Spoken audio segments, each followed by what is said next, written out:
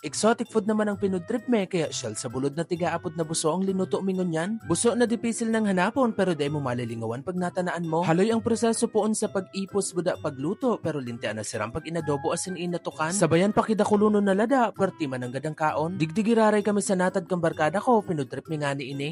Hi guys! Paduman ako sa hindi baka kahit ako kuwaon ko sa buso na pinahanap ko pa sa barkada ko. Pero bago naghapit muna ako sa gasolinahan ta nagpagas mo na, tibaad mahubasan, maragsipon pati ang init na lintian. Nagpaiba ako sa sarok kong barkada, tibaad day ko mabitbit ang sarong sakong buso na pinahanap ko. What? Karaw man sana, niya ko i-drive niya ako, tamablog lamang. Di pa silong paano baga magburo video habang nagdadrive na solo. Nakaabot na kami sa manuka ni Pading Omix. Iginawgaw bagas ako tulo sa sarong sako na buso. Kudi-dit man sana kaya 40 pidaso sa nadang natagamas ako. Sanggatos pidaso ko ta ang order ko, kudi nagpahanap pa sa nada sindak ang nakaaging aldaw kaya dit na sa nada ang nahanap utro. Di bali, ta may masunod pa man. Saro pa sa mga tagahiling kong vlog ang nag-request ako. Itry ko mandaan na magluto ki mga exotic na pagkaon arog kang buso. Sa mga di nakakaaram, ini ang shell na nakukuha sa mga manyugan lalo na sa mabatag asin poon ki mga pili. Edible ining classic isuso ta mga alang na dahon ng mga tigkakaon ka ini. 5 pesos pala ang bakal ko kada saro kang buso. 200 pesos naman sa 40 pedaso. Barato na ini kung isipon ta ang mga arog ka ining exotic na pagkaon talagang dipisil hanapon. Pag uli me sa harong kang barkada ko na kami nagdiretso, digdi man ako last time nagluto, kang pinakulaw na lang ka. Haloy ng panahon, sulas kong kaong kambuso, dipisil na paano ining hanapon, lalo na kunday ka man kisa diring manyugan. Digdi sa bumbahan, nagpuon na kami maghugas kambuso, linti analiwi paano, mas mahal na sa pabagay ni sa lubrikant, kay puhan hugasang kimaray bago pa kalakagaan, tangani madali na sana ang paglinig at siya. Pero ang ulit na binalnawan, ngani mahali na ang mahal nas naliwi ka ini, habang nag-aamak sinda, naghali muna ako, ta nagbakal ki mga Ricardo, digdi ako nagbakal kay Tia Uyet, saro sa mga taga-subaybay ka mga vlog ko, harayo pa pero makaugmahon isipon, nakadakol man pala na nagsusuporta sa imo kaya ini ang mga rason kung nata nagpapadagos ako sa hilig kong gibuhon. Salamaton sa tiwala asin suporta na igtatao mo sa vlog ko. Shout out asin dakulang salamat sa imo Tia Uye. Pagabot ko nangalas ako ta may red horse na kaorood do ini nabaga ang igtubig ta makapahaunda ang alingahot. May pahabol pa bagang mangga kaya inubakang ko na sa nabagay ni. Tama o ng food trip mingon yan ta magayon na ng panahon mapreskuhon ko di haluyon magalakaga so igla punan mi te grabe ang paros ta malang hampang mi ang kabasan. Habang nagahalat nagpuo naman ako magasikaso kang mga Ricardo. Nagpuo na ako magiris kang sibuyas bawang asin dakol na laya kay puhanon kay ni nga ni mahali ang lang sa kambuso. Sabayan pa kisanggariya buda labo yung lada, inda na sana kundi ka kay ni mapakaong kidakol at tiyan. Tapos na ako mag-ipos kang Ricardo kaya nagpuo naman ako maggunaw kinyog. Sarong liputok sana tay kakaggoy ni Atsan sa adobong buso pag ininahubasana. Huni na bagaya o nakita sa exciting part. Mapuo na kami maghali asin maglinig kang laman kang buso, ini ang pinakahaloy na proseso. Tadakol na parte kang buso ang kaipuhan halion taday man iniig kakaon. Ang paglabong palang kang buso dapat sutama sana. Sarong kalakaga pwede na day kaipuhan haloyon tiba aday na matukal ang laman kay ni sa shell. Pagkatapos mahali sa shell gabos, iyon na sa nabaga ini sa 40 pidaso, sutulak naman asin kinaon kang buso ang halion may taday man ito kasabay. Pagkatapos malinigan, iyon na sa nini ang natada. Kay puwang pang rumuson sa asin ngani mahali ang mahal nas naliwi kay ini dangan huhugas ang kinagkapirang beses hanggang sa mahali ang mahal nas na texture kang buso. Dakulo na proseso adi maluto ka man kay ini. Huni na baga nagigiris naman ako sa radit sana ngani madali maglumoy. Makunit asin haloy maglumoy ang buso kaya kay puwan sa radito ang giris ngani madali sana ang pagluto. Dating gawe mapuuna kita magisa. Inot permi ang laya bago ikagang iba. Halaton magtutong-tutong nga ni dukot sa buso ang aroma ka ini. Pagkatapos kan sibuyas bawang isinunod ko naman ang buso kagisaha. Nagkaag naman ako kay paminta buda laurel asin binukag bukag. Nagihiling ka pa? Takundain na paano mo maokda ng pagluto kay ni? Pagkatapos magisa ikinaag ko naman ang dakuluno na lada na mapasiram kay ning adobo sa gatang buso. Kang medyo tutong na ikinaag ko naman ang liputok na mapasiram ng gad kang adobong buso. Malumoy na ang buso kaya hinalat mi na lang ining magala kaga hanggang sa mahubas kidiit na maglanala na. Nahiling moan, pigbubukag pa sana lintian na siram